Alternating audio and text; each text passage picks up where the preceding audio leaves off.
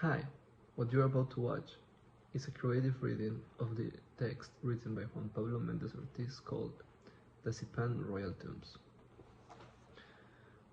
In the late 80s, in Lambayeque, northwestern Peru, a time bubble was popped. 12 Moche tombs and their content were brought back to the sunlight after centuries of isolation. This impressive burial site will be known as the Lord of Zipan tombs. What is argued today is that this evidence of ancient life, although their tombs, does not just represent the discovery of a collection of various and precious metal objects, cultural goods, and ancient human rests. The content of these tombs also allows us to understand more accurately the complexity of the Moche culture and the way Peruvians of earlier times located in the northern region lived and thrived, in the same way that they interpreted death as a key aspect of existence through the practice of evocative and impactful mortuary behaviors.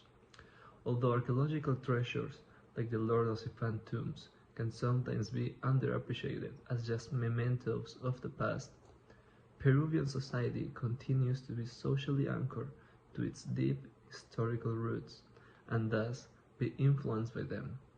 This ongoing connection in between past and present embodies itself in reality by impacting different aspects of life, like day-to-day traditions, or even more complex ones, like politics, identity, or economic strategies, as I will elaborate on today. Let's get to the basics first. Who are the Moche? The Moche were an agricultural-based society located in the modern-day region of Lambayeque, Peru. They flourished in between 100 and 700 CE and were one of the most important pre-Inca cultures in South America.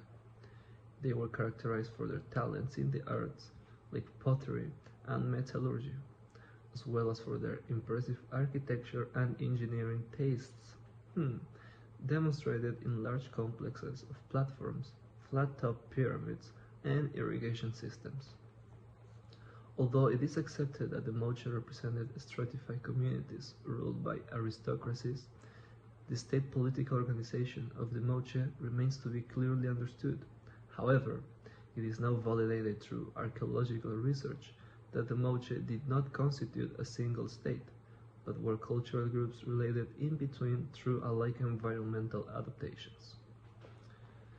The doom of these fashion icons is indeed a matter of research for scholars, but while it is highly regarded as the main cause for their collapse or subsequent alter into another culture, is credited to the harsh environmental catastrophes that the northern coast of Peru has historically been victim of, such as earthquakes, torrential rainfalls, and floods.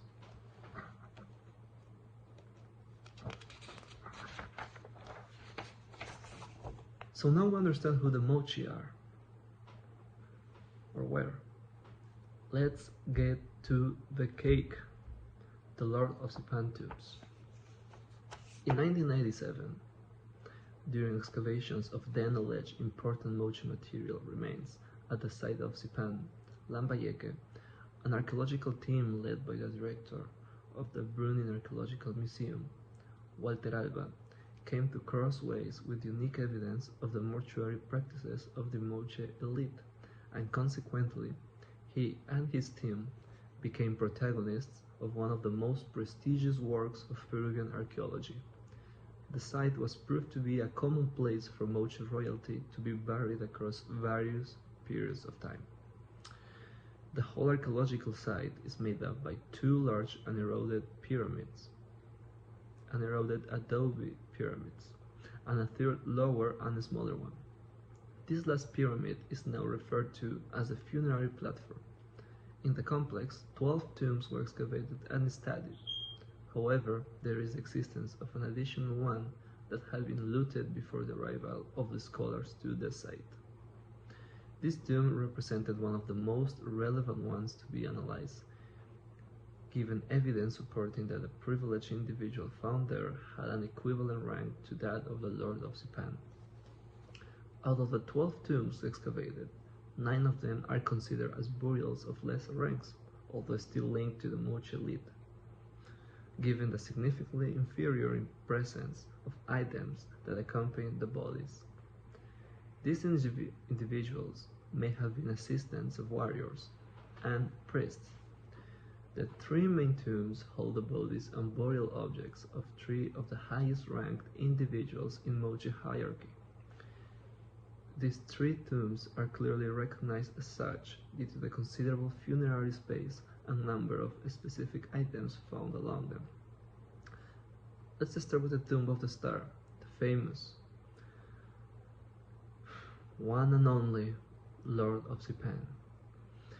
Although the remains of this distinguished individual were found in very poor condition, scholars were able to categorize him as a male, and of approximately 35 to 45 years old when deceased. What is notable in this tomb is the presence of 8 other bodies which surrounded him. These were the bodies of 3 adult males, 1 adult female, 3 adolescent females, and 1 child. The primary lord was wrapped up in a set of emblems, metallic vestments, and ornaments. 451 objects were found all around this single royal body.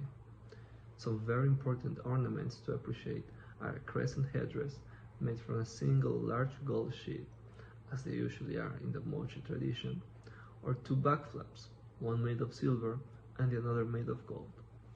Given that association of objects of this kind with the elite of the Moche iconography, they were key for the conclusions scholars have come to when categorizing and analyzing the contents of this site. Among all the vast artifacts, there were also exquisite pieces of more familiar jewelry, such as 3 pairs of circular ear ornaments made of gold and turquoise, and a necklace of gold and silver beads simulating peanuts. Other objects uncovered were banners, war clubs, and 212 pieces of pottery.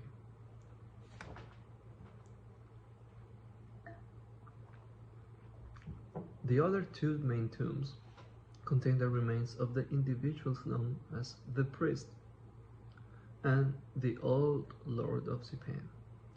The priest is known to have died at around the age of 35 to 45 years of age, and is highly likely from the same period of time as the Lord of Zipan. His name was suggested due to the characteristics of his garments and the ornaments surrounding him. 5 other bodies accompanied this individual, as well as animals and offerings. Distinctly, there was also a young man with both feet cut off placed atop of the burial site, indicating his role as a guardian. The objects that stand out from this tomb are a gilded copper headdress ornament in the shape of an owl, and a backflap half made of silvers and half made of gold. Finally, the old Lord of Zipan. His tomb is notably smaller and older than the other 2 main tombs, and is also located in a different section of the funerary platform.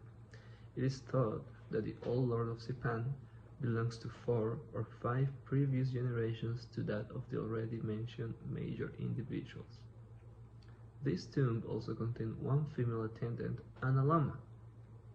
As it was the case with the latter lord, in this tomb we can also appreciate a larger number of burial objects, such as 2 scepters, one made of silver and the other made of gold. Around the body there were multiple groups of personal items and jewelry. Similarly again with the latter lord and the priest, we can also find backflaps made of gold and silver, pieces of pottery, and banners. The amount and quality of the burial objects and the order and sequence of them in respect to the body in this tomb and the Lord of Zipan's are what differentiate them from the priest's tomb. An important similarity between the 2 lords' tombs, not mentioned yet, is the placement of the banners.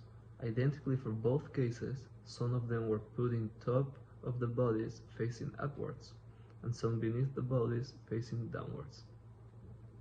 Much can be speculated about the meaning of these behaviors, but what it is of significant importance is that they can be interpreted as clear evidence of political and religious traditions within mortuary behaviors and rites, transcending from generation to generation.